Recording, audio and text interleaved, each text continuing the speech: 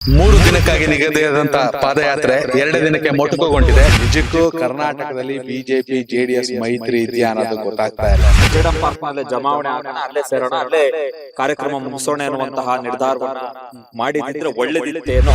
ಸಮನ್ವಯದ ಕೊರತೆ ಅಥವಾ ಮೈತ್ರಿಯ ಕೊರತೆ ಈ ಹೋರಾಟದಲ್ಲಿ ಎಲ್ಲೋ ಒಂದ್ ಕಡೆ ಸರಿಯಾಗಿರ್ಲಿಲ್ಲ ಅನ್ನೋದು ಹೊರತುಪಡಿಸಿದ್ರೆ ಜೆಡಿಎಸ್ ಏನು ಈ ಹೋರಾಟದಲ್ಲಿ ಫೇಲ್ ಆಗಿಲ್ಲ ಅನ್ನೋದು. ಎಲ್ಲಕ್ಕಿಂತ ದೊಡ್ಡ ಹಿನ್ನಡೆ ಅಂದ್ರೆ ಬಿಜೆಪಿಯ ರಾಜ್ಯಾಧ್ಯಕ್ಷ ಅನ್ನಿಸ್ಕೊಂಡವರು ಕಾಂಗ್ರೆಸ್ ಸಚಿವ ಮಧು ಬಂಗಾರಪ್ಪ ಅವ್ರ ಜೊತೆ ಮಾತಾಡ್ತಾ ಪ್ರತಿಭಟನೆ ಅಷ್ಟು ಗಂಭೀರವಾಗಿ ತೆಗೆದುಕೊಂಡಂಗೆ, ಪಾದಯಾತ್ರೆ ಗಂಭೀರವಾಗಿ ತೆಗೆದುಕೊಂಡಂಗೆ ಗೊತ್ತಾಗಿಲ್ಲ.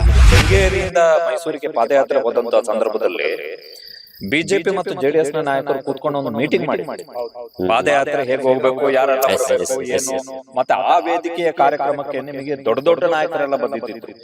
ಪಾದಯಾತ್ರೆ ಶುರು ಆಗಕ್ಕೆ ಮುಂಚೆ ಮೈಸೂರಲ್ಲಿ ಎಲ್ಲರೂ ಕೂತ್ಕೊಂಡು ಒಟ್ಟಿಗೆ ದೋಸೆ ತಿಂದ್ರು. ಅಲ್ಲಿ ಕಾಣಿಸ್ಕೊಂಡಿದ್ದು ಪ್ರತಾಪ್ ಸಿಂಹ ಒಬ್ಬರೇ.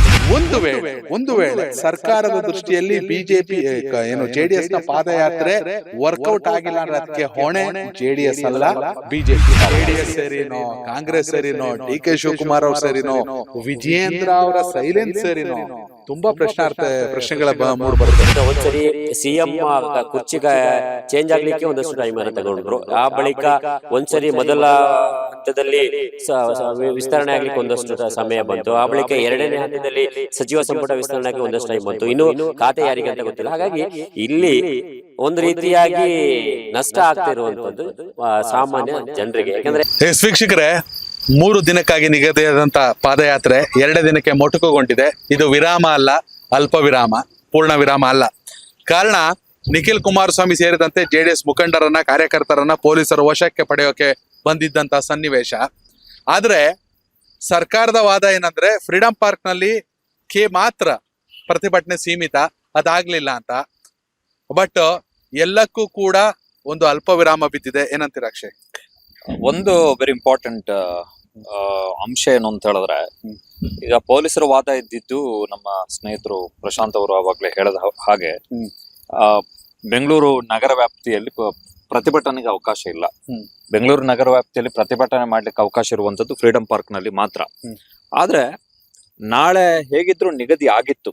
ಹೌದು, ನಾಳೆ ಹೇಗಿದ್ರು ಕೂಡ ಫ್ರೀಡಂ ಪಾರ್ಕ್ ನಲ್ಲೇ ಈ ಕಾರ್ಯಕ್ರಮ ಅಂತ್ಯ ಆಗ್ಬೇಕಿತ್ತು. ಅಲ್ಲೇ ವೇದಿಕೆ ಕಾರ್ಯಕ್ರಮ ಇದ್ದಿದ್ದು. ಬಹುಶಃ ಒಂದು ನಿರ್ಧಾರವನ್ನ ಕೈಗೊಳ್ಳಬಹುದಿತ್ತು. ಏನು ಅಂತ ಹೇಳಿದ್ರೆ, ಪಾದಯಾತ್ರೆ ಓಕೆ ಇವತ್ತಿಗೆ ಇಲ್ಲೇ ಎಂಡ್ ಮಾಡೋಣ, ನಾಳೆ ಎಲ್ರು ಕೂಡ ಫ್ರೀಡಂ ಪಾರ್ಕ್ ನಲ್ಲೇ ಜಮಾವಣೆ ಆಗೋಣ, ಅಲ್ಲೇ ಸೇರೋಣ, ಅಲ್ಲೇ ಕಾರ್ಯಕ್ರಮ ಮುಗಿಸೋಣ ಎನ್ನುವಂತಹ ನಿರ್ಧಾರವನ್ನ ಮಾಡಿದಿದ್ರೆ ಒಳ್ಳೇದಿತ್ತೇನೋ. ಬಹುಶಃ ನಿಖಿಲ್ ಕುಮಾರಸ್ವಾಮಿ ಅವರ ಆಲೋಚನೆ ಮತ್ತು ಅವರ ಲೆಕ್ಕಾಚಾರ, ಅವರ ತಂತ್ರಗಾರಿಕೆ ಏನಿದೆ ಅಂತ ಹೇಳಿ ಗೊತ್ತಿಲ್ಲ. 18ನೇ ತಾರೀಕಿಗೆ ಮುಂದೂಡಿಕೆ ಆಗಿದೆ. 18ನೇ ತಾರೀಕಿಗೆ ಮುಂದೂಡಿಕೆ ಆದಂತಹ ಸಂದರ್ಭದಲ್ಲಿ ಒಂದು ಪ್ಲಸ್ ಬಹುಶಃ ಜೆಡಿಎಸ್ ಗೆ ಏನಾಗ್ಬಹುದು ಅಂತ ಹೇಳಿದ್ರೆ, ಅಧಿವೇಶನ ಚಾಲ್ತಿಯಲ್ಲಿರುತ್ತೆ. ಹೌದು, ಈಗ ಅಧಿವೇಶನ ಇಲ್ಲ. 13ನೇ ತಾರೀಕು ಅಧಿವೇಶನ ಶುರುವಾಗುವಂತದ್ದು. ಅಧಿವೇಶನ ಚಾಲ್ತಿಯ ಸಂದರ್ಭದಲ್ಲಿ, ಕಾರಣ ಈ ಹಿಂದೆ ಫ್ರೀಡಂ ಪಾರ್ಕ್ ನಲ್ಲಿ ಈ ಒಳ ಮೀಸಲಾತಿಗೆ ಸಂಬಂಧಪಟ್ಟ ಹಾಗೆ ಪ್ರತಿಭಟನೆ ನಡೀತಾ ಇದ್ದಂತ ಸಂದರ್ಭದಲ್ಲಿ ಅಲ್ಲಿ ವಿಧಾನಮಂಡಲದ ಅಧಿವೇಶನ ನಡೀತಾ ಇತ್ತು. ಅವಾಗ ಅಲ್ಲಿ ಸೇರಿದಂತಹ ದಲಿತ ಸಮುದಾಯದ ಮುಖಂಡರು ಎಲ್ಲ ನಾವು ಮುತ್ತಿಗೆ ಹಾಕ್ತಿವಿ, ಅದೇನ್ ಬೇಕಾದ್ರೂ ಮಾಡ್ಕೊಳ್ಳಿ ನೀವು ಅಂತ ಹೇಳಿ ನಿರ್ಧಾರಕ್ಕೆ ಬರುವಷ್ಟೊತ್ತಿಗೆ ಇಲಾಖೆಯ ಕಾರ್ಯದರ್ಶಿ ಬಂದು ಅವರ ಬೇಡಿಕೆಗಳನ್ನ ತೆಗೆದುಕೊಂಡ್ರು. ಜೊತೆಗೆ ಇನ್ನೊಂದು ಏನು ಸಂಘಟನೆಯ ಹೋರಾಟಕ್ಕೂ ಕೂಡ ಕ್ಷಣದಲ್ಲೇ ಸ್ಪಂದನೆಯನ್ನ ಮಾಡಿದ್ರು. ಆ ನಿಟ್ಟಿನಲ್ಲಿ ನೋಡೋದಾದ್ರೆ ಬಹುಶಃ 18ಕ್ಕೆ ಏನು ನಿಖಿಲ್ ಕುಮಾರಸ್ವಾಮಿ ಅವರು ಇವತ್ತು ತೀರ್ಮಾನ ಮಾಡಿದ್ದಾರೆ, 18ಕ್ಕೆ ಮಾಡಬೇಕು ಫ್ರೀಡಂ ಪಾರ್ಕ್ ನಲ್ಲಿ. ಬಹುಶಃ ಆ ತಂತ್ರಗಾರಿಕೆಯನ್ನು ಕೂಡ ಇರ್ಬೋದು. ನಿಜಕ್ಕೂ ಕರ್ನಾಟಕದಲ್ಲಿ ಬಿಜೆಪಿ ಜೆಡಿಎಸ್ ಮೈತ್ರಿ ಇದೆಯಾ ಅನ್ನೋದು ಗೊತ್ತಾಗ್ತಾ ಇಲ್ಲ. ಆರ್ ಅಶೋಕನ್ನ ಹೊರತುಪಡಿಸಿದ್ರೆ ಯಾವೊಬ್ಬ ಬಿಜೆಪಿಯ ನಾಯಕ ಕೂಡ ಬರಲಿಲ್ಲ. ಹೆಚ್ಚು ಕಡಿಮೆ ಬಿಜೆಪಿ ಜೆಡಿಎಸ್ ಸೇರ್ಬಿಟ್ಟು 80+ MLAs ಇದ್ದಾರೆ. ಎಲ್ಲಕ್ಕಿಂತ ದೊಡ್ಡ ಹಿನ್ನಡೆ ಅಂದ್ರೆ ಬಿಜೆಪಿಯ ರಾಜ್ಯಾಧ್ಯಕ್ಷ ಅನ್ನಿಸ್ಕೊಂಡವರು ಕಾಂಗ್ರೆಸ್ನ ಸಚಿವ ಮಧು ಬಂಗಾರಪ್ಪ ಅವ್ರ ಜೊತೆ ಮಾತಾಡ್ತಾ ಪ್ರತಿಭಟನೆನ ಅಷ್ಟು ಗಂಭೀರವಾಗಿ ತೆಗೆದುಕೊಂಡಂಗೆ, ಪಾದಯಾತ್ರೆನ ಗಂಭೀರವಾಗಿ ತೆಗೆದುಕೊಂಡಂಗೆ ಗೊತ್ತಾಗಿಲ್ಲ. ಬಿಜೆಪಿ ಮತ್ತು ಜೆಡಿಎಸ್ ನಡುವೆ ಸಮನ್ವಯತೆ ಇದೆ ಅನ್ನೋದೇ ಸ್ಪಷ್ಟ ಆಗ್ತಾ ಇಲ್ಲ. ಯಾಕಂದ್ರೆ 2023ರ ಸಾರ್ವತ್ರಿಕ ಚುನಾವಣೆಯಲ್ಲಿ ಕಚ್ಚಾಡಿಕೊಂಡಂತಹ ವಿರೋಧಿಗಳಾಗಿದ್ದಂಥವ್ರು 2024ರ ಲೋಕಸಭಾ ಚುನಾವಣೆಯಲ್ಲಿ ಮೈತ್ರಿಯನ್ನ ಮಾಡ್ಕೋತಾರೆ. ಅದು ಹೈಕಮಾಂಡ್ ಮಟ್ಟದಲ್ಲಿ. ಕೇವಲ ಈ ಮೈತ್ರಿ ಹೈಕಮಾಂಡ್ ಮಟ್ಟಕ್ಕಿದೆ ಅನ್ಸುತ್ತೆ. ಬರ್ಬೇಕೋ ಬೇಡವೋ ನಾಮಕಾವಸ್ಥೆನೋ ಅನ್ನೋ ಹಾಗೆ ಆರ್ ಅಶೋಕ್ ಬಂದೋದ್ರು.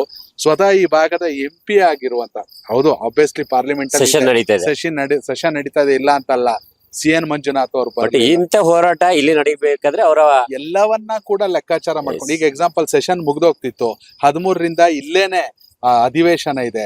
ಇದಕ್ಕೋಸ್ಕರ ಬರ್ಬೇಕಾಗಿದ್ದಂತ JDS ನಾಯಕರು ಮತ್ತೊಬ್ರು ಆಬ್ವಿಯಸ್ಲಿ ಅಧಿವೇಶನ ಟೈಮಲ್ಲಿ ಇಲ್ಲೇ ಇರ್ತಿದ್ರು. ಒಂದು ಅಧಿವೇಶನ ಬಾಯ್ಕಾಟ್ ಮಾಡಬಹುದಿತ್ತು, ಒಟ್ಟಾಗಿ ಸಾಗ್ಬೋದಿತ್ತು. ಆ ಸಮನ್ವಯತೆ ಕೊರತೆ ನೇರವಾಗಿ ವಿಜೇಂದ್ರ ಅವರಿಂದ ಹಿಡಿದು ಬೇರೆ ಅವರ ಹಾದಿಯಾಗಿ ಎಲ್ಲಾ ನಾಯಕರಿಗೂ ಕೂಡ ಇವತ್ತೇನಾದ್ರು ಈ ಸಂದರ್ಭದಲ್ಲಿ ಈ ಪಾದಯಾತ್ರೆಯಲ್ಲಿ ಎರಡೂ ಪಕ್ಷಗಳು ಒಟ್ಟಾಗಿ ಸೇರಿದ್ದಿದ್ರೆ ಆ ಕಥೆನೇ ಬೇರೆ ಆಗ್ತಿತ್ತು. ಇಲ್ಲಿ ಯಾರಿಗೆ ತೊಂದರೆ ಕೊಡಬೇಕು, ಮತ್ತೊಂದು ಮಗದೊಂದು ಟ್ರಾಫಿಕ್ ಜಾಮ್ ಅಲ್ಲ, ಆ ಒಗ್ಗಟ್ಟಿಗೆ ಬಲನೇ ಹೆಚ್ಚಿಗ್ತಿತ್ತು. ಏನ್ ಹೇಳ್ತೀರಾ ಅಕ್ಷಯ್? ಖಂಡಿತ. ಆಮೇಲೆ ವೆರಿ ಇಂಪಾರ್ಟೆಂಟ್ ಅಂತ ಅನ್ಸ್ತಾ ಇರುವಂತದ್ದು ಈ ನಿನ್ನೆ ಇದ್ರ ಬಗ್ಗೆ ಹೇಳಿದ್ವಿ ನಾವು. ಕೆಂಗೇರಿಯಿಂದ ಮೈಸೂರಿಗೆ ಪಾದಯಾತ್ರೆ ಹೋದಂತ ಸಂದರ್ಭದಲ್ಲಿ ಬಿಜೆಪಿ ಮತ್ತು JDS ನ ನಾಯಕರು ಕೂತ್ಕೊಂಡು ಒಂದು ಮೀಟಿಂಗ್ ಮಾಡಿದ್ರು. ಪಾದಯಾತ್ರೆ ಹೇಗೆ ಹೋಗ್ಬೇಕು, ಯಾರೆಲ್ಲ ಬರಬೇಕು, ಏನು, ಮತ್ತೆ ಆ ವೇದಿಕೆಯ ಕಾರ್ಯಕ್ರಮಕ್ಕೆ ನಿಮಗೆ ದೊಡ್ಡ ದೊಡ್ಡ ನಾಯಕರೆಲ್ಲ ಬಂದಿದ್ರು. R ಅಶೋಕ್ ನನ್ನ ಪ್ರಕಾರ ಅವರ ಕ್ಷೇತ್ರದ ಕಂಪಲ್ಸನ್ ಇದೆ. ಏನು ಅಂತ ಹೇಳಿದ್ರೆ ಪದ್ಮನಾಭ ನಗರದಲ್ಲಿ ದೇವೇಗೌಡರ ಮನೆ ಬರುವಂತದ್ದು ಕೂಡ ಅಲ್ಲಿ ಬಹುಶಃ ಆ ಒಂದು ಕಾರಣಕ್ಕೋಸ್ಕರ. ಮತ್ತೆ ನನ್ನ ಪ್ರಕಾರ R ಅಶೋಕ್ ನಿನ್ನೆ ಬಂದಿದ್ದು ದೊಡ್ಡ ಮಟ್ಟಿಗೆ ಇಂಪ್ಯಾಕ್ಟ್ ಏನು ಆಗಿಲ್ಲ. ಅಂದ್ರೆ ಬಿಜೆಪಿಯ ಕಡೆಯಿಂದ, ನಾವು ನಿಖಿಲ್ ಕುಮಾರಸ್ವಾಮಿ ಅವ್ರ ಬಗ್ಗೆ ಹೇಳ್ತಾ ಇಲ್ಲ, ಬಿಜೆಪಿಯ ಕಡೆಯಿಂದ ದೊಡ್ಡ ಇಂಪ್ಯಾಕ್ಟ್ ಆಗಿಲ್ಲ. ಮತ್ತೆ ಇವತ್ತಿನ ನಿನ್ನೆಯ ಪಾದಯಾತ್ರೆಯನ್ನ ಕೂಡ ನಾವು ಕಂಪ್ಲೀಟ್ ಕವರ್ ಮಾಡಿದೀವಿ. ಇವತ್ತಿನ ಪಾದಯಾತ್ರೆಯನ್ನು ಕೂಡ ಕಂಪ್ಲೀಟ್ ಕವರ್ ಮಾಡಿದ್ವಿ. ನಾವು ನೋಡಿದ ಪ್ರಕಾರ ಬಿಜೆಪಿಯ ಯಾವುದೇ ಶಾಸಕರು ಇಲ್ಲ, ಬಿಜೆಪಿಯ ಕಾರ್ಯಕರ್ತರು ಇಲ್ಲ. ಎಲ್ಲೋ ಒಂದು 4 ಜನ, ನಾನು ಇವತ್ತು ನೋಡಿದ ಪ್ರಕಾರ ಎಲ್ಲೋ ಒಂದು 4 ಜನ ಬಿಜೆಪಿಯ ಕಾರ್ಯಕರ್ತರು ಬಿಜೆಪಿಯ ಫ್ಲಾಗ್ ಇಟ್ಕೊಂಡು ಓಡಾಡ್ತಿದ್ರು. ಬಿಟ್ರೆ ಇಡೀ ಪಾದಯಾತ್ರೆಯಲ್ಲಿ ಕಾಣಿಸಿದ್ದು ಬರೀ JDS ನ ಫ್ಲಾಗ್ ಮಾತ್ರ. ನೀವು ಹೇಳದ ಹಾಗೆ ಬಹುಶಃ ವಿಜೇಂದ್ರ ಅವರನ್ನ ವಿಶ್ವಾಸ ತೆಗೆದುಕೊಳ್ಳಿಕ್ಕೆ ಬಹುಶಃ ಕುಮಾರಸ್ವಾಮಿ ಅವರು ವಿಫಲರಾದ್ರು, ಅಥವಾ ನಿಖಿಲ್ ಕುಮಾರಸ್ವಾಮಿ ಅವರು ವಿಫಲರಾದ್ರು, ಅಥವಾ ವಿಜೇಂದ್ರ ಅವರಿಗೂ ಅದೇನೋ ನಮ್ಮ ಗಮನಕ್ಕೆ ಬರದೆ ಏನೋ ಮಾಡ್ತಿದ್ದಾರೆ, ಮಾಡ್ಲಿ ಆ ಕಡೆ ಎನ್ನುವಂತಹ ಮನಸ್ಥಿತಿ. ನಾವು ದೊಡ್ಡ ಪಕ್ಷವಾಗಿ ನಮಗೆ ಕೇಳಬೇಕಿತ್ತು, ನಮ್ಮ ಹತ್ರ ಒಂದು ಡೇಟ್ ಕೇಳಬೇಕಿತ್ತು, ನಮ್ಮ ಹತ್ರ ಮಾತಾಡ್ಬೇಕಿತ್ತು ಎನ್ನುವಂತ ಕಾರಣಗಳು ಇರ್ಬೋದು. ಬಹುಶಃ ಅದು ಭವಿಷ್ಯದಲ್ಲಿ ಗೊತ್ತಾಗುತ್ತೆ. ಸ್ವಲ್ಪ ದಿನಗಳಾದ್ಮೇಲೆ ಈ ಗೊಂದಲಕ್ಕೆ ಯಾರು ಹೊಣೆ ಎನ್ನುವಂಥದ್ದು ಗೊತ್ತಾಗುತ್ತೆ. ಎಸ್ ಅಕ್ಷಯ್, ಇಲ್ಲಿ ನಾವು ನೋಡಿದಂತೆ ಸಮನ್ವಯದ ಕೊರತೆ ಅಥವಾ ಮೈತ್ರಿಯ ಕೊರತೆ ಈ ಹೋರಾಟದಲ್ಲಿ ಎಲ್ಲೋ ಒಂದ್ ಕಡೆ ಸರಿಯಾಗಿ ಇರ್ಲಿಲ್ಲ ಅನ್ನೋದು ಹೊರತುಪಡಿಸಿದ್ರೆ JDS ಏನು ಈ ಹೋರಾಟದಲ್ಲಿ ಫೇಲ್ ಆಗಿಲ್ಲ ಅನ್ನೋ ರೀತಿ ಕಾಣ್ತಾ. ಏನಂತೀರಾ? ಯಾಕಂತ ಹೇಳಿದ್ರೆ ನಿಖಿಲ್ ಕುಮಾರಸ್ವಾಮಿ ಅವರಿಗೆ ಸಿಕ್ಕಿದಂತ ಅಭೂತಪೂರ್ವವಾದಂತ ಬೆಂಬಲ ಏನಿತ್ತು, ತುಂಬಾ ನಾವು ಕೂಡ ನಿನ್ನೆಯಿಂದಲೂ ಕೂಡ ಅವ್ರ ಜೊತೆಯಾಗಿ ನೋಡ್ತಾ ಇದ್ದು, ಹೊರಗಡೆಯಿಂದ ಬಂದಂತ ಒಂದಷ್ಟು ಕಾರ್ಯಕರ್ತರನ್ನ ಮಾತಾಡಿಸ್ತು, ಜನರನ್ನ ಮಾತಾಡಿಸ್ತು, ಮುಖಂಡರನ್ನ ಮಾತಾಡಿದ್ರೆ ಒಳ್ಳೆ ರೀತಿಯಲ್ಲಿ ಸ್ಪಂದನೆ ಸಿಕ್ಕಿದೆ. ಅಂದ್ರೆ ಎಲ್ಲೋ ಒಂದ್ ಕಡೆ ಒಬ್ಬ ನಾಯಕನಾಗಿ ನಿಖಿಲ್ ಕುಮಾರಸ್ವಾಮಿ ಫೇಲ್ಯೂರ್ ಆಗ್ಲಿಲ್ಲ. ಆದ್ರೆ ನೀವು ಆಲ್ರೆಡಿ ಪ್ರಸ್ತಾಪ ಮಾಡಿದಂತೆ ಬಿಜೆಪಿ ಮತ್ತು JDS ಈ ಹೋರಾಟವನ್ನ ಜಂಟಿಯಾಗಿ ತೆಗೆದುಕೊಂಡು ಹೋಗೋಕೆ ರಾಜ್ಯ ಸರ್ಕಾರಕ್ಕೆ ಒಂದು ಬೇರೆ ರೀತಿಯಾದ, ನಾವು ಗಟ್ಟಿಯಾಗಿದ್ದೀವಿ, ಈ ಹೋರಾಟ ಏನೇ ಇರ್ಲಿ ನಾವು ಈ ರೀತಿಯ ಒಂದು ಒಟ್ಟಾಗಿ ಒಗ್ಗೂಡಿ ಹೋರಾಟ ಮಾಡ್ತೀವಿ ಅಂತ ಹೇಳಿ ತೋರ್ಸೋದ್ರಲ್ಲಿ ಎಲ್ಲ ಒಂದ್ ಕಡೆ ಹಿಂದೆ ಬಿದ್ರು ಅಂತ. ನಿಜ. ಎಲ್ಲ ಒಂದ್ ಕಡೆ ಈಗ ಈ ಪ್ರತಿಭಟನೆ ಪಾದಯಾತ್ರೆ ಶುರು ಆಗಕ್ ಮುಂಚೆ ಮೈಸೂರಲ್ಲಿ ಎಲ್ಲಾರು ಕುತ್ಕೊಂಡು ಒಟ್ಟಿಗೆ ದೋಸೆ ತಿಂದ್ರು. ಹೌದು. ಅಲ್ಲಿ ಕಾಣಿಸ್ಕೊಂಡಿದ್ದು ಪ್ರತಾಪ್ ಸಿಂಹ ಒಬ್ರೆ. ಪ್ರತಾಪ್ ಸಿಂಹ ಸಂಸದರಾಗಿ 2 ಅವಧಿಯನ್ನ ಮುಗಿಸಿದ್ರು, 3ನೇ ಅವಧಿಗೆ ಟಿಕೆಟ್ ಸಿಗ್ಲಿಲ್ಲ. ಆದ್ರೂ ಕೂಡ ಬಿಜೆಪಿ JDS ಮೈತ್ರಿ ಜೊತೆ ಸಮನ್ವಯತೆಯನ್ನ, ಎಸ್ಪೆಷಲಿ ಕುಮಾರಸ್ವಾಮಿ ಅವ್ರ ಜೊತೆ ಸಮನ್ವಯತೆಯನ್ನ ಕಾಯ್ಕೊಂಡಿರೋದು ಪ್ರತಾಪ್ ಸಿಂಹ ಒಬ್ರೆ. ಅದಕ್ಕೆ ಕಾರಣ ವೈಯಕ್ತಿಕ ಸ್ವಾರ್ಥ ಕೂಡ ಹೌದು, ಜೊತೆಗೆ ಯಾಕಂದ್ರೆ 2028ರ ಭವಿಷ್ಯ ಅದನ್ನು ಈಗ ಮೈಸೂರು ಭಾಗದಲ್ಲಿ ಪ್ರತಾಪ್ ಸಿಂಹ ಒಬ್ರೇ ಲೀಡರ್ ಅಲ್ಲ. ಯದುವೀರವರು ಪಾರ್ಲಿಮೆಂಟ್ ಹೋಗಿರ್ಬೋದು, ಬಾಕಿ ಇರುವಂತ ಶಾಸಕರು ಎಷ್ಟು ಜನ ಇದ್ದಾರೆ, ಯಾರಾದ್ರೂ ಬರ್ಬೋದಿತ್ತು, ಯಾರು ಕೂಡ ಬರ್ಲಿಲ್ಲ. ಹೀಗಾಗಿ ಒಂದು ವೇಳೆ ಸರ್ಕಾರದ ದೃಷ್ಟಿಯಲ್ಲಿ ಬಿಜೆಪಿ JDS ನ ಪಾದಯಾತ್ರೆ ವರ್ಕೌಟ್ ಆಗಿಲ್ಲ ಅಂದ್ರೆ ಅದಕ್ಕೆ ಹೊಣೆ JDS ಅಲ್ಲ, ಬಿಜೆಪಿ. ಪಕ್ಕದ ಮಂಡ್ಯ ಜಿಲ್ಲೆಯಲ್ಲಿ ಇರ್ತಕ್ಕಂತಹ ಬಿಜೆಪಿಯ ನಾಯಕರು ಕೂಡ ಬಂದಿಲ್ಲ ಇಲ್ಲಿ. ಪಕ್ಕದ ಮಂಡ್ಯ ಜಿಲ್ಲೆ, ಅಟ್ಯಾಚ್ಡ್ ಜಿಲ್ಲೆ, ಆ ನೆರೆಯ ಜಿಲ್ಲೆಯ ಬಿಜೆಪಿಯ ನಾಯಕರು ಕೂಡ ಯಾರು ಕೂಡ ಇಲ್ಲಿ ಬಂದಿಲ್ಲ. ಒಂದು. ಆಮೇಲೆ ಇನ್ನೊಂದು ವೆರಿ ಇಂಪಾರ್ಟೆಂಟ್, ಇವತ್ತು DIPR ಮುಖಾಂತರ DK ಶಿವಕುಮಾರ್ ಅವರ ಸರ್ಕಾರ ಕೆಲವೊಂದು ಗ್ರಾಫಿಕ್ಸ್ ಅನ್ನ ಮಾಡಿ, ಪೋಸ್ಟರ್ ಗಳನ್ನ ಮಾಡಿ ಬಿಟ್ಟಿದ್ದಾರೆ. ಅವ್ರದ್ದು ಆರ್ಗ್ಯುಮೆಂಟ್ ಏನು ಅಂತ ಹೇಳಿದ್ರೆ, ಹಿಂದಿನ ಸರ್ಕಾರ ಎಕರೆಗೆ 25 ಲಕ್ಷ ಕೊಡ್ತಾ ಇತ್ತು, ಈಗ ನಾವು 3 ಕೋಟಿ ಕೊಡ್ಲಿಕ್ಕೆ ತೀರ್ಮಾನ ಮಾಡಿದೀವಿ ಅನ್ನುವಂಥದ್ದು.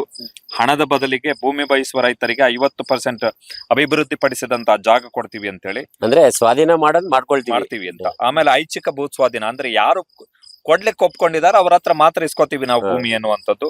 ಆಮೇಲೆ ಬಿಡದಿ ಟೌನ್ಶಿಪ್ ಯೋಜನೆ ಕುರಿತು ಏನು ಭಿನ್ನಾಭಿಪ್ರಾಯ ಇದೆ, ಅದನ್ನ ಅಧ್ಯಯನ ಮಾಡ್ಲಿಕ್ಕೆ ನಾವು ಗುಹಾನಾಥನ್ ನರೇಂದರ್ ನೇತೃತ್ವದ ಹೈಕೋರ್ಟ್ ನ ನಿವೃತ್ತ ನ್ಯಾಯಮೂರ್ತಿ ಇವರ ನೇತೃತ್ವದಲ್ಲಿ ಒಂದು ಸಮಿತಿಯನ್ನ ರಚನೆ ಮಾಡಿದೀವಿ ಎನ್ನುವಂಥದ್ದು. 30 ದಿನದಲ್ಲಿ ವರದಿ ಸಿಗುತ್ತೆ. ಮಾನವೀಯತೆ ವೆರಿ ಇಂಪಾರ್ಟೆಂಟ್, ಕಾನೂನಾತ್ಮಕ ಮಾನವೀಯತೆ ಮತ್ತು ಸಮಗ್ರ ಅಭಿವೃದ್ಧಿಯ ಚೌಕಟ್ಟಿನಲ್ಲಿ ಅಧ್ಯಯನ ಮಾಡಿ ವರದಿ ಸಲ್ಲಿಸ್ತಾರೆ ಹೈಕೋರ್ಟ್ನ ನಿವೃತ್ತ ಜಡ್ಜ್. ಯಾಕೆ ಬಿಡದಿ ಭೂ ಸ್ವಾಧೀನ ಬೇಕೆನ್ನುವುದಕ್ಕೆ ಇವರ ಉತ್ತರ ಏನು ಅಂತ ಹೇಳಿದ್ರೆ, ನಗರದಲ್ಲಿ ದಟ್ಟಣೆ ನಿವಾರಣೆ, ಏನು ಜನಸಂಖ್ಯೆ ಜಾಸ್ತಿ ಆಗ್ತಿದೆ ಬೆಂಗಳೂರು ಸಿಟಿ, ಹೀಗಾಗಿ ಅದನ್ನ ಮೈಗ್ರೇಟ್ ಮಾಡ್ಬೇಕೆನ್ನುವಂಥದ್ದು, ಉದ್ಯೋಗ ಸೃಷ್ಟಿ ಮಾಡ್ತೀವಿ ಎನ್ನುವಂಥದ್ದು, ಮೂಲಭೂತ ಸೌಕರ್ಯ, ಮೂಲಭೂತ ಟೌನ್ಶಿಪ್ ಮಾಡಿದ್ಮೇಲೆ ಬಸ್ ಬಿಡ್ಲಿಲ್ಲ ಅಂದ್ರೆ ಜನ ಹಾಕೊಂಡು ರುಬ್ತಾರೆ. ಅದನ್ನ ಮಾಡ್ಲೇಬೇಕು, ಅದು ಸರ್ಕಾರದ ಕೆಲಸ. ನೀರ್ ಕೊಡಲ್ಲ, ಕರೆಂಟ್ ಕೊಡಲ್ಲ, ಚರಂಡಿ ಮಾಡಲ್ಲ ಅಂತ ಹೇಳಿದ್ರೆ ಜನ ಏನು ಬೆದರ್ತಾರ, ಸುಮ್ನೆ ಏನು ಕೂತ್ಕೋತಾರ? ಕೊಡ್ಲೇಬೇಕಾಗತ್ತೆ. ಅದನ್ನ ಬಿಲ್ಡಪ್ ತಗೊಳ್ಳುವಂತ ಅವಶ್ಯಕತೆ ಇಲ್ಲ. ಬಟ್ ನನಗೆ ಇಲ್ಲಿ ವಿಚಿತ್ರ ಅನ್ಸಿದ್ದೇನು ಅಂದ್ರೆ, AI ಸುಸಜ್ಜಿತ ಉದ್ಯೋಗ ಸೃಷ್ಟಿ ಅಂತ ಹೇಳಿದ್ದಾರೆ. ಬಟ್ ಆಕ್ಚುಲಿ ಯೋಗಿ ಮತ್ತೆ ಪ್ರಶಾಂತ್ ಅವರೇ, ನಿಮ್ಗೂ ಗೊತ್ತಿದೆ, ರಾಜ್ಯದಲ್ಲಿ ಕೈಗಾರಿಕಾ ಅಭಿವೃದ್ಧಿಗೆ ಭೂ ಸ್ವಾಧೀನ ಮಾಡ್ಕೊಳ್ಬೇಕಾಗಿರುವಂತದ್ದು KIDB. ಇದು ಯೋಜನಾ ಪ್ರಾಧಿಕಾರಗಳ ಕೆಲಸ ಅಲ್ಲ. ಯೋಜನಾ ಪ್ರಾಧಿಕಾರಗಳು ಲ್ಯಾಂಡ್ ಅನ್ನ ಅಕ್ವಿಸಿಷನ್ ಮಾಡುವಂತದ್ದು, ಲೇಔಟ್ ನಿರ್ಮಾಣ ಮಾಡಕ್ಕೆ. ಕೈಗಾರಿಕೆಯ ಅಭಿವೃದ್ಧಿಗೆ KIDB ಮಾಡಬೇಕು. ಬಟ್ KIDB ಬಿಟ್ಟು ಬಿಡದಿ ಯೋಜನಾ ಪ್ರಾಧಿಕಾರ ಈ ಕೆಲಸ ಮಾಡ್ತಾ ಇದೆ. ಇದೇ ಈಗ ಪ್ರಶ್ನಾರ್ಥಕವಾಗಿರುವಂತದ್ದು. ಯೋಗಿ ನಿಜ. ಎಲ್ಲೋ ಒಂದು ಕಡೆ DK ಶಿವಕುಮಾರ್ ಅವರ ಸರ್ಕಾರದಲ್ಲಿ 2ನೇ ಸಂಪುಟ ವಿಸ್ತರಣೆಗೆ 1.5 ತಿಂಗಳಾಗೋಯ್ತು. ಆ ಸಚಿವರುಗಳಿಗೆ ಖಾತೆ ಹಂಚಿಕೆ ಏನು ಅಂತ ಇನ್ನೂ ಗೊತ್ತಿಲ್ಲ. ಹೊಸ ಮಿನಿಸ್ಟರ್ಗಳು ಬೆಂಗಳೂರಲ್ಲಿ ಕುಂತ್ಕೋಬೇಕಾ, ಇಲ್ಲ ನಾನು ಈ ಸಚಿವ ಅನ್ಕೊಂಡು ಅವ್ರವ್ರ ಕ್ಷೇತ್ರಕ್ಕೆ ಹೋಗ್ಬೇಕಾ, ಕನ್ಫ್ಯೂಷನ್ ಇದೆ. ರಾಜ್ಯದಲ್ಲಿ ಕೆಲವು ಕಡೆ ಅನಿರೀಕ್ಷಿತವಾಗಿ ಹೆಚ್ಚಿನ ಮಳೆ ಬರ್ತಾ ಇದೆ, ಇನ್ನು ಕೆಲವು ಕಡೆ ಬರ ಇದೆ. ಸಚಿವ ಸಂಪುಟ ವಿಸ್ತರಣೆ ಆಗ್ತಾ ಇಲ್ಲ. ಇದ್ರ ಮಧ್ಯೆ ಬಿಡದಿ ಹೋರಾಟ. ಈ ಬಿಡದಿ ಟೌನ್ಶಿಪ್ ಅನ್ನೋ ಕಾನ್ಸೆಪ್ಟು ಕುಮಾರಸ್ವಾಮಿ ಅವ್ರದ ಮತ್ತೊಬ್ರದ ಅದೊಂದು ಕಡೆ ಆದ್ರೆ, ಇದು ಸಿದ್ದರಾಮಯ್ಯ ಅವ್ರ ಪೀರಿಯಡ್ ಅಲ್ಲಿ ಚರ್ಚೆನೆ ಆಗಲಿಲ್ಲ. ಈಗ ಏಕಾಏಕಿ ಅಂತ ಬಂದಿದ್ದು ಬಿಡದಿ ಟೌನ್ಶಿಪ್. ಹೀಗಾಗಿ ಸಾಕಷ್ಟು ಗೊಂದಲಗಳಲ್ಲಿ JDS ಸೇರಿನೋ, ಕಾಂಗ್ರೆಸ್ ಸೇರಿನೋ, DK ಶಿವಕುಮಾರ್ ಅವ್ರ ಸೇರಿನೋ, ವಿಜಯೇಂದ್ರ ಅವರ ಸೈಲೆನ್ಸ್ ಸೇರಿನೋ, ತುಂಬಾ ಪ್ರಶ್ನೆಗಳ ಮೂಡ್ ಬರುತ್ತೆ. ಪ್ರಶಾಂತ್, ಏನಂತೀರಾ? ಎಸ್, ಈ ವಿಚಾರದವಾಗಿ ನೀವು ಆಲ್ಮೋಸ್ಟ್ ಏನ್ ನಾವು ಮಾತುಕತೆಯನ್ನ ಮಾಡ್ತಿದೀವಿ, ಅಷ್ಟು ರಾಜ್ಯದ ಜನ ಗೊಂದಲದಲ್ಲಿದ್ದಾರೆ. ರಾಜ್ಯ ಸರ್ಕಾರ ಇದೆಯಾ ಅನ್ನುವಂಥದ್ದು. ಯಾಕಂತ ಹೇಳಿದ್ರೆ, ಈ ರೀತಿಯಾಗಿ ಒಂದ್ಸರಿ CM ಕುರ್ಚಿಗೆ ಚೇಂಜ್ ಆಗ್ಲಿಕ್ಕೆ ಒಂದಷ್ಟು ಟೈಮ್ ಅನ್ನ ತಗೊಂಡ್ರು. ಆ ಬಳಿಕ ಒಂದ್ಸರಿ ಮೊದಲ ಹಂತದಲ್ಲಿ ವಿಸ್ತರಣೆ ಆಗ್ಲಿಕ್ಕೆ ಒಂದಷ್ಟು ಸಮಯ ಬಂತು. ಆ ಬಳಿಕ 2ನೇ ಹಂತದಲ್ಲಿ ಸಚಿವ ಸಂಪುಟ ವಿಸ್ತರಣೆ ಆಗ್ಲಿಕ್ಕೆ ಒಂದಷ್ಟು ಟೈಮ್ ಬಂತು. ಇನ್ನು ಖಾತೆ ಯಾರಿಗಂತ ಗೊತ್ತಿಲ್ಲ. ಹಾಗಾಗಿ ಇಲ್ಲಿ ಒಂದು ರೀತಿಯಾಗಿ ನಷ್ಟ ಆಗ್ತಾ ಇರುವಂತದ್ದು ಸಾಮಾನ್ಯ ಜನರಿಗೆ. ಯಾಕಂದ್ರೆ ನೀವು ನೋಡ್ಬೋದು, ಅವರಿಗೆ ಕಚೇರಿಲಿ ಏನೇನೋ ಕೆಲಸ ಇರುತ್ತೆ. ಅಂದ್ರೆ ಕೃಷಿಗೆ ಸಂಬಂಧಪಟ್ಟಿದಿರ್ಬೋದು, ಮನೆಗಳಿಗೆ ಸಂಬಂಧಪಟ್ಟಿದ್ದು, ಬೇರೆ ಬೇರೆ ತೋಟಗಳು, ಮತ್ತೊಂದು ಈ ರೀತಿ ಇವೆಲ್ಲ ಒಂದು ರೀತಿಯಾಗಿ ಒಂದು ಮೂಲಭೂತ ಒಂದು ವೇತನ, ಒಂದು ವೃದ್ಧಾಪ್ಯ ವೇತನ ಹೋಗ್ಬೇಕು ಅಂತ ಹೇಳಿದ್ರೆ ಅಲ್ಲೂ ಕೂಡ ಇದಿರುತ್ತೆ. ಬೇರೆ ಬೇರೆ ವೇತನಗಳು, ವಿಧವೆ ವೇತನ ಇರ್ಬೋದು, ಮತ್ತೊಂದು ಈ ರೀತಿಯಾಗಿ ಸರ್ಕಾರನೇ ಸರಿ ಇಲ್ಲ ಅಂತ ಹೇಳಿದ್ರೆ ಯಾರನ್ನು ಕೇಳ್ತಾರೆ, ಯಾರನ್ನು ಕೇಳ್ಬೇಕು, ಯಾರು ಆನ್ಸರೇಬಲ್? ಸೊ ನಾನು ಇವತ್ತು ಈ ಒಂದು ಪಾದಯಾತ್ರೆಯಲ್ಲಿ ಹೈಲೈಟ್ ಆಗಿದಂತ ವಿಚಾರ ದೇವೇಗೌಡರ ವಿಚಾರ ಅಲ್ವಾ. ನಾವೆಲ್ಲರೂ ಕೂಡ ಅಬ್ಸರ್ವ್ ಮಾಡುದು ಇಂತಹ ಯಾಕಂದ್ರೆ ಮಧ್ಯಾಹ್ನ ಮೇಲೆ ಸ್ವಲ್ಪ ಮಳೆ ಬಂತು. ಬೆಳಿಗ್ಗೆ ಅವರು ಭಾಷಣ ಮಾಡುವಂತ ಸಂದರ್ಭದಲ್ಲಿ ತುಂಬಾ ಬಿಸಿಲಿತ್ತು. ಬಿಸಿಲಿನ ಧಗೆ ನಮ್ಮಂತ ಯುವಕರಿಗೆ ಅಲ್ಲಿ ಇರ್ಲಿಕ್ಕೆ ಆಗ್ತಾ ಇರ್ಲಿಲ್ಲ. ಆ ತರದಲ್ಲಿ ಬಿಸಿಲಿತ್ತು. ಬಟ್ ಅವರ ಕಿಚ್ಚಿತ್ತಲ್ಲ, 94ರ ಇಳಿ ವಯಸ್ಸಲ್ಲೂ ಕೂಡ ಬಂದು ಅಲ್ಲಿದ್ದಂತ ನೆರೆದಿದ್ದಂತ ಜನರನ್ನ ಯಾವ ರೀತಿಯಾಗಿ ಸ್ಫೂರ್ತಿದಾಯಕಗಳನ್ನ ಮಾತಾಡ್ತಾ ಇದ್ರು.